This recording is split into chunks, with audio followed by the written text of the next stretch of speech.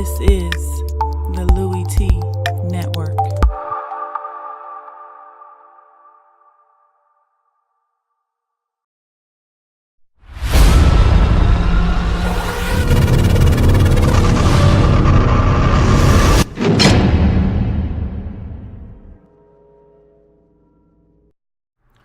Who else could it be but me, me, Louie T? Welcome to Lockdown Coverage, week number 1 in the National Football League. Pittsburgh Steelers on the road taking on their AFC North divisional foes in the Cleveland Browns. This was actually a really entertaining football game. I've said this all offseason, especially after watching the preseason and looking at this Browns team. They're going to be a much improved football team, especially on the defensive side of the football. You saw that in this game. As a matter of fact, I want to start with the Cleveland Browns. We'll get to the winners in this game in the Pittsburgh Steelers, who were victorious 21-18 in this ball game. It was not easy for the Steelers. We'll talk about why not as we start with the Browns in this football game. First takeaway from the game watching, I'm here to tell you, if you're a Browns fan, it may not show up in the win and losses. Well, it's going to show up in the losses column.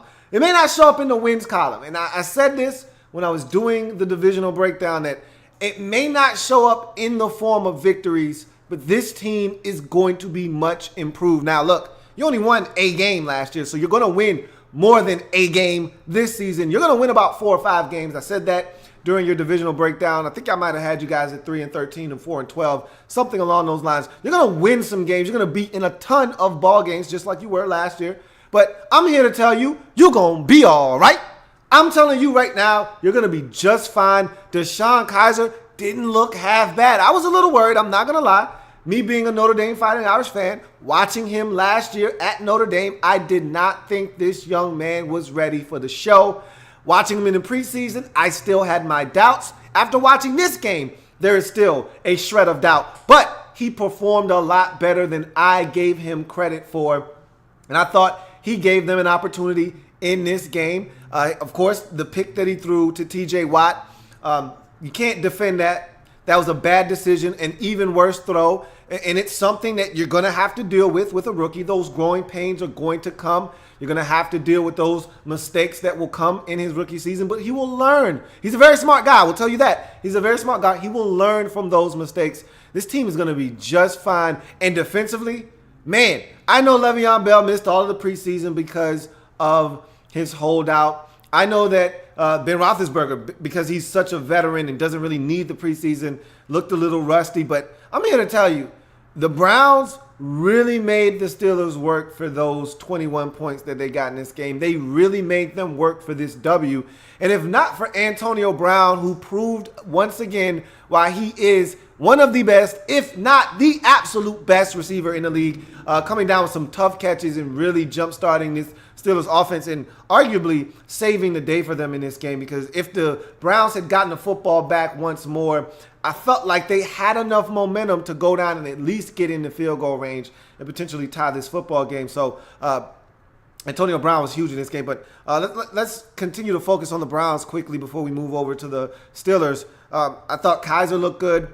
I thought the offense was fine. There was some lapses in concentration. Kenny Britt, a pretty poor debut for the Browns. Had a wide open play on a 3rd down, just simply took his eyes off the football. Would have been a 1st down, would have been some more yardage in front of him. And as I always say, you can't ball without the ball. You can't run and gun and have fun without the ball. He tried to go and make a play before he secured the rock. And so there were some mistakes made all over that offense for the Browns, but yet they were still in the game. Kizer took a ton of sacks that, as a veteran quarterback, he'll learn as he continues to mature in this league. Got to get rid of the football. You can't. This isn't Notre Dame. This isn't Temple. This isn't Navy. You can't run around back there and escape or get away from a guy, out leverage a defensive end or a linebacker. Those guys are faster than you are. You must get rid of the football. He will learn, but he took way too many sacks in this football game, putting the Browns in some impossible 3rd and 2nd down situations and really stalling drives because he tried to do too much, which is what you see a lot of times with young quarterbacks. They try to do too much because in college, they were able to do just about everything they wanted to do. At this level, it's not going to happen. Sometimes the best play is to throw it away, and he didn't do that in this game. And he'll learn. He'll get better. Defensively, I thought the Browns were outstanding in this game. It felt like Kendrick, your safety, was everywhere. And I've liked him coming out of Northwestern for the last couple of years, and I felt like Kendrick was everywhere. He was a kindred spirit in this game because I looked left, I looked right, I looked over the middle. He was everywhere. He was a machine, and it's good to see this defense just flying around, being aggressive. They got after Ben Roethlisberger. They harassed him in this game. They did a really good job of mixing up coverages, coming with blitzes, and then just getting pressure with 4 and 3 and 5-man fronts at times. They were extraordinary getting to Roethlisberger. They bottled up Le'Veon Bell. Bell had nowhere to go in this game. And so I just thought defensively they gave themselves a chance. And that's what you're going to see from this Browns football team moving forward. I'm telling you right now, the Browns are going to be a much improved team, especially on the defensive side of football. And remember, all of this was done without their number 1 overall selection in the draft, Myles Garrett. When he comes back, he's going to add another element to this team, the ability to get to the quarterback as well. So I think the Browns are in a great position defensively. They're coming along offensively. You start to see a little bit of what Hugh Jackson wants to do. This team has talent.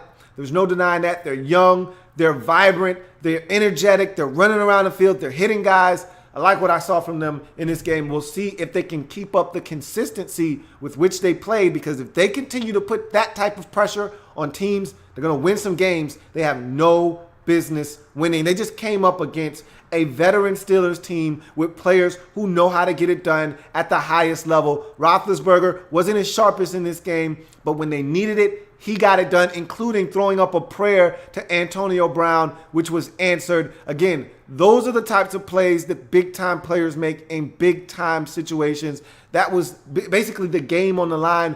You don't convert that. Browns get the football back, and like I said, they had all the momentum in the world at that point of the game. Instead, Antonio Brown somehow comes down with that football in double coverage, and basically that was all she wrote.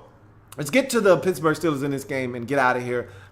It's another gutty win on the road. I figured it would be this type of affair because, like I said, I expected the Browns to be better on the defensive side of the football. So I expected a tough defensive struggle, a game that wasn't going to be pretty by any stretch of the imagination. Steelers did not run the football the way that they intended to. They did not protect Ben Roethlisberger the way that they need to moving forward. Yet they found a way to get it done. It was not pretty, especially that first quarter. And really, for much of the first half, they struggled offensively, could not get anything going.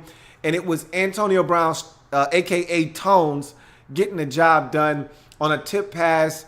And the concentration that he showed on that play, and I thought that was what ignited this Steelers offense, jump-started them in the right direction, got their first, and they got off to a great start, obviously, with the block punt and the recovery in the end zone to get a 7-0 lead, but they did nothing after that. You thought, okay, here we go again, same old Browns, Steelers going to dominate. And after that block punt, there was nothing for the Steelers to show for anything offensively until the late stages of the second quarter when Antonio Brown caught the tip pass, took off to the races, and picked up about a good 55 yards. And I thought that jump-started the Steelers' offense in the right direction. Then they started making plays. Then you started to see Jesse James get involved in the offense. Then you started to see other guys step up, make some plays, and all of a sudden they had 21 points and it was 21-10, and you felt like, okay, Browns are in the danger zone. You shouldn't be alone. And all of a sudden they put together a drive and they get the 2-point conversion. And I thought Corey Coleman looked exceptional in this game for the Browns. Let's hope he's all right. Took a hellacious shot on the touchdown that he was able to secure going into the end zone. But I thought that was a great debut for him in 2017 season, coming off of a disappointing rookie campaign that was marred by injuries. He looked good in this game, was the leading receiver for the Browns. I'd love to see him follow that up with more performances like what we saw in this game. Had a nice catch where he had to dig it out of the ground on a third down. So I thought he was huge in this game. But the Steelers found ways to get it done. T.J. Watt with a couple of sacks and an interception after having a really senseless penalty, which I really didn't agree with, on the personal foul, unnecessary roughness penalty, late hit on the quarterback. I didn't agree with that, but the very next play, he rebounds, makes up for it with the interception. So he showed up. Javon Hargrave with a sack. The Steelers got after Kaiser, and him being a rookie, he made some mistakes, and they took advantage of some of those mistakes that he made in this game. But all in all, it's the Steelers doing what the Steelers do, which is whatever it takes to win by any means necessary, as a wise man once told me. And so that's what they did in this game. Was not pretty, but it was, in fact, gritty and a W. They go to 1-0 on the season with a 21-18 win. I will tell you this. I like what I see out of the Steelers defense. They're coming along slowly. You add Joe Hayden. Of course, he doesn't know everything that they do defensively. They haven't had him for that long. They're going to continue to work him in. But one thing's for sure, when they get Bud Dupree back, they start mixing in all of these different parts that they have. They've got the nucleus of what could become a very dangerous defense in Pittsburgh. They did some good things in this game. They also gave up some things in this game. So, again, some tinkering, some tweaking here and there. They'll be fine. Offensively, I don't worry about the Steelers. They're still working all of their guys back. Big Ten Martavis Bryant, remember, missed basically all of last season with the suspension. He's working his way back. L.Bell was gone for entire offseason. He's working his way back, getting back into game shape. Ben Roethlisberger basically didn't play any preseason games, so he's working himself back. Don't worry, the Steelers offensively will put this thing together. They'll get all of the pieces in line. They'll be fine, but you want to do it while stacking up W's like bricks. That's what they did in this game. Doesn't have to be pretty, just has to be a win, and that's what the Steelers did in this game as they get it done 21-18. Run their record to 1-0 in the season. Browns, disappointing that you weren't able to come away with the victory, but the fact, and there are no moral victories in football, I get it, but the fact that you were right there with a rookie quarterback and you played them to the very end of this game, making them have to convert some tough third down situations late in this ball game, you got to feel good that you had an opportunity. You had opportunities in this game, and your defense looks legit. It's going to do it for your man Louie T here on Lockdown Coverage. If it happens in the National Football League, whether big or small, we cover it all here on the Louie T Network. Come back and join me as I continue to break down anything and everything in the National Football League. I got more games to break down, including Packers, Seahawks. This one's going to be a defensive struggle to the end. Maybe who has the ball last will determine who wins that football game. I'm thinking this may be a preview of the NFC Championship game in January. Looks the part. A lot of defense, not a ton of offense. We'll talk about that game and, of course, the big Sunday night matchup, Giants and Cowboys, a lot later on. I'll see you then. Have a good one. Take care.